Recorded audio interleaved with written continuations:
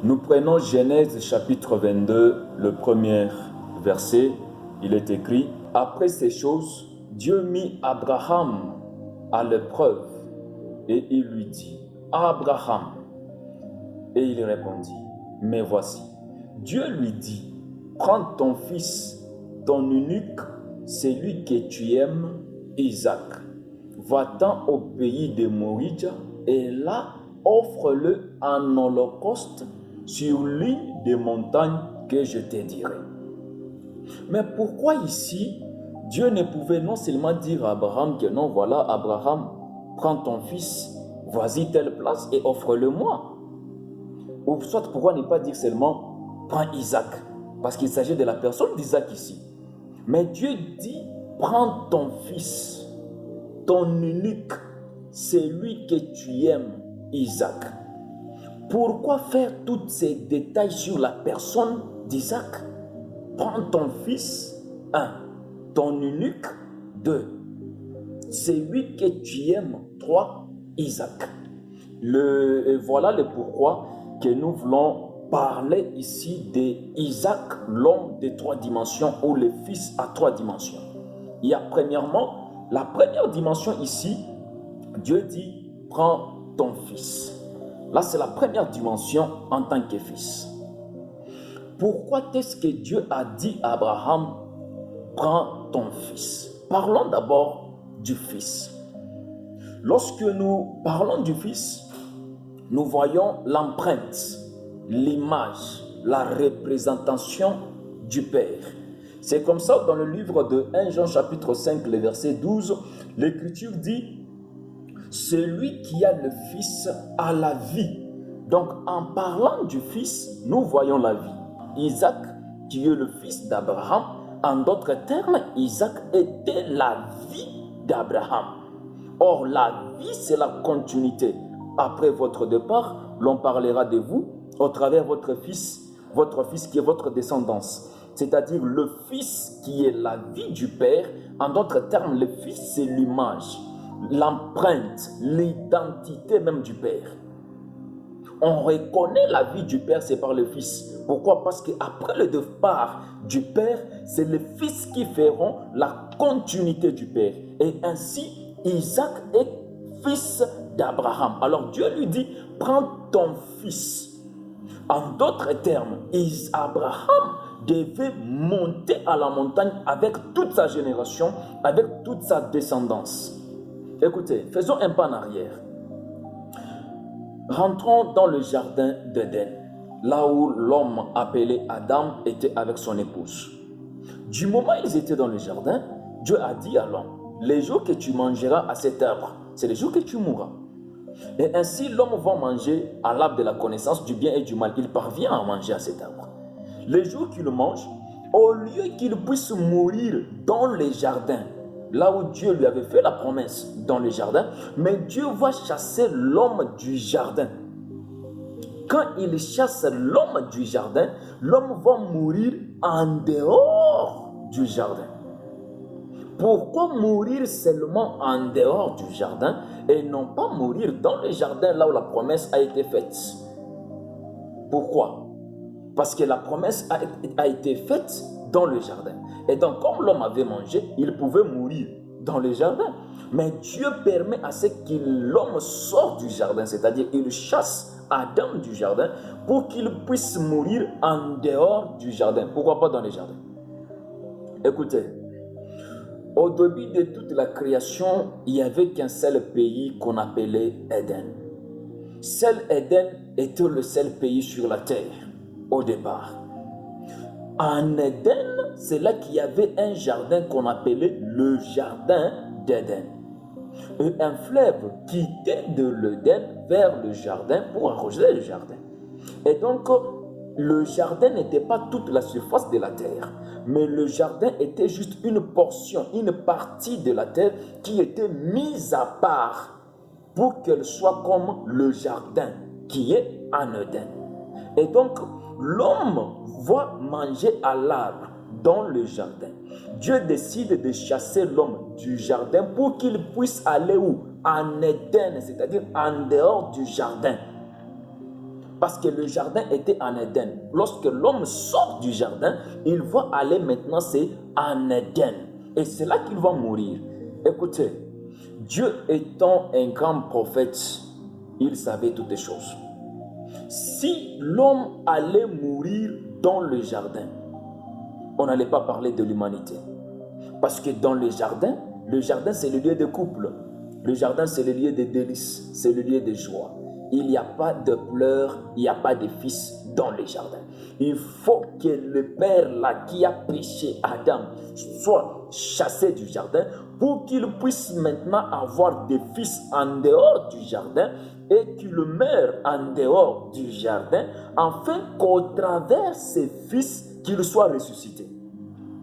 Nous croyons qu'Adam est ressuscité. Nous le croyons et nous serons avec lui au ciel. Nous le croyons. Pourquoi? Parce qu'au travers la génération d'Adam, c'est là que Dieu va ressusciter Adam. Il va les ramener dans le jardin. Et donc, si vous voulez mourir, il ne faut pas mourir dans le jardin.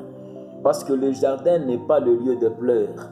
Le jardin n'est pas le lieu de fils. Ne peut entrer dans le jardin, ce n'est que le père ainsi que son épouse. Ce sont eux qui sont habilités à être dans le jardin, parce que le jardin c'est le lieu de joie. Et donc l'homme va aller maintenant mourir en dehors du jardin. Or le jardin c'est une terre qui est mise à part, une terre qui est réservée. Alors Adam qui meurt en dehors du jardin, c'est comme Adam qui quitte de l'alliance et pour aller maintenant aux nations. Ici, nous comprenons que le jardin d'Éden, ici, en tant que terre mise à part, c'est la nation d'Israël. Et qui est Adam qui doit sortir du jardin pour aller mourir en dehors du jardin, c'est-à-dire aux nations? Ce n'est que la personne de Jésus-Christ qui est quitté Israël pour aller mourir où? En Égypte. Raison pour laquelle dans Apocalypse chapitre 11, les versets 8 que nous avons toujours l'habitude de donner, l'Écriture nous montre que notre Seigneur a été crucifié dans un sens spirituel appelé Sodome et Égypte. Voilà le pourquoi vous allez comprendre la marche d'Élie, le dernier campement d'Élie. Avant qu'Élie ne monte au ciel, il va traverser 3 villes. Il commence par la terre de Gilgal.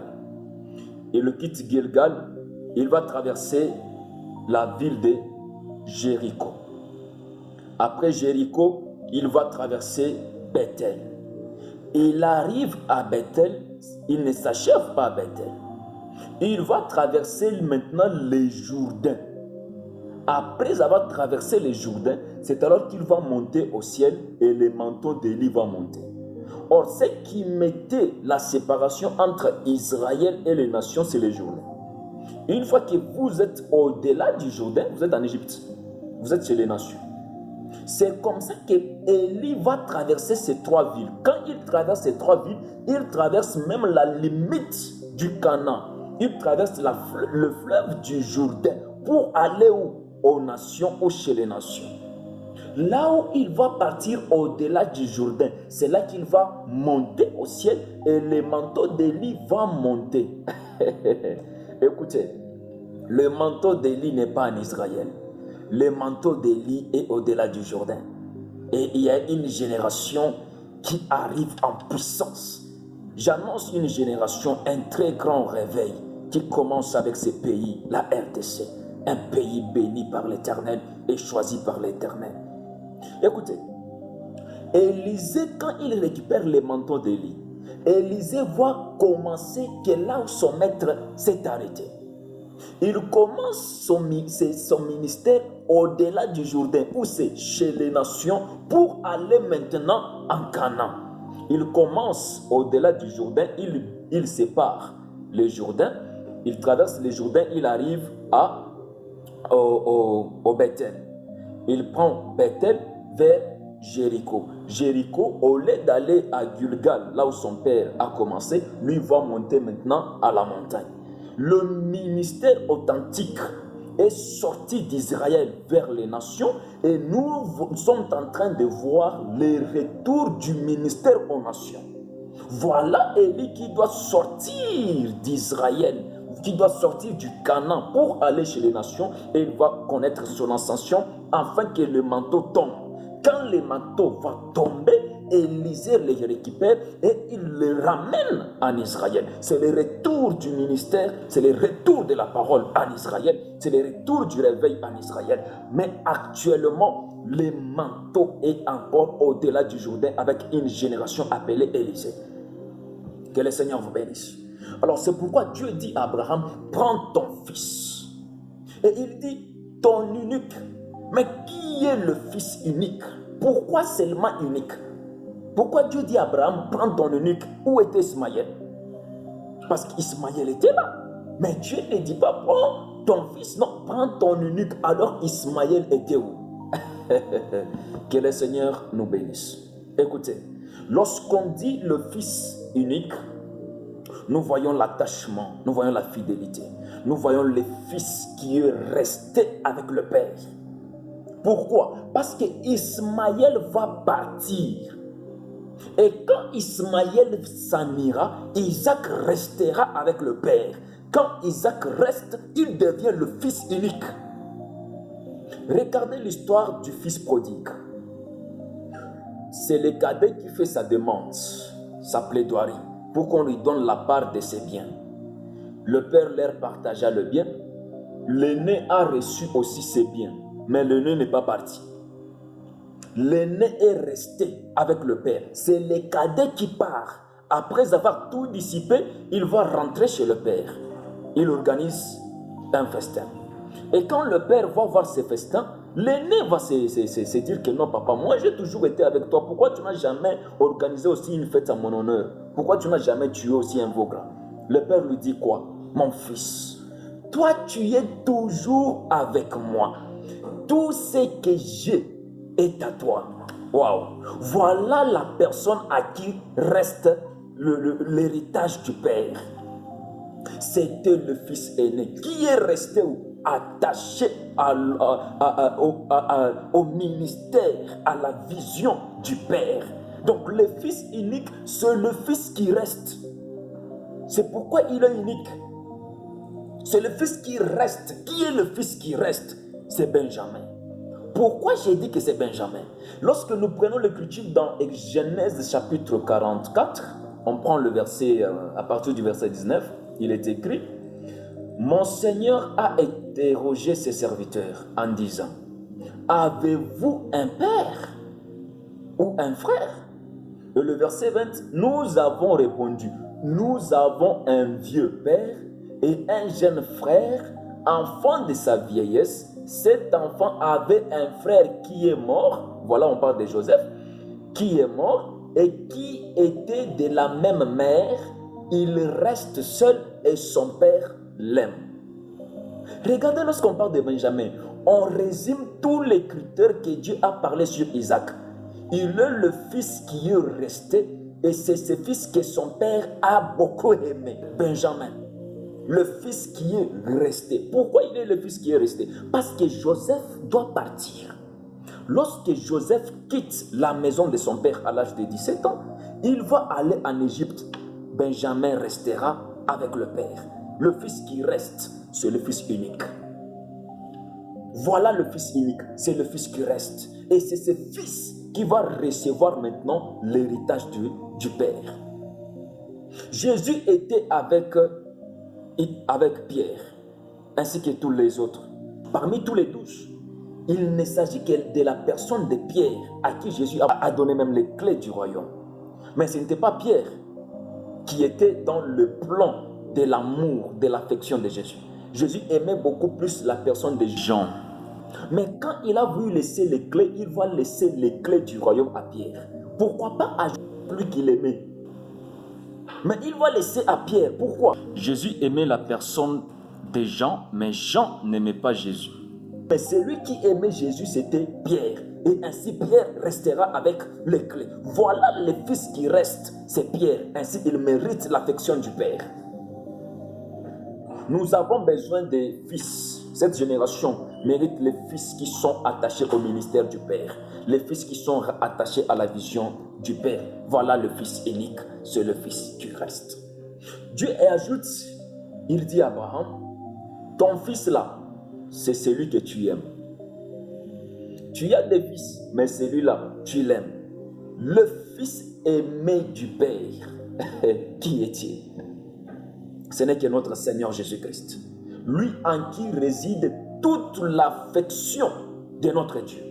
Écoutez, vous avez besoin que Dieu vous aime. Soyez en Jésus. Vous n'êtes pas en Jésus, vous ne bénéficierez pas de l'amour de Dieu. On bénéficie de l'amour de Dieu au travers de ses fils. Isaac, le fils à 3 dimensions. Voilà la personne de Jésus-Christ. Lui, le fils unique. Pourquoi il est le fils unique? Parce que l'aîné va partir. C'est qui? C'est Adam du jardin qui va partir. Quand il va partir, Jésus reste en tant que fils unique. Que le Seigneur vous bénisse. Nous sommes la génération qui est appelée à mettre un grand mouvement de réveil. Dieu n'est pas dans les mouvements, mais Dieu engendre les mouvements. Et lorsqu'il engendre ces mouvements, personne ne peut l'arrêter. Qu'un mouvement commence avec la RDC. Qu'un nouveau mouvement commence avec ton ministère. Qu'un nouveau mouvement commence avec ta vocation. Et c'est là, dans les noms puissants de notre Seigneur Jésus-Christ. Que le Seigneur vous bénisse abondamment. C'est votre serviteur, le docteur Seth Moukadi, l'esclave du peuple qui vous aime.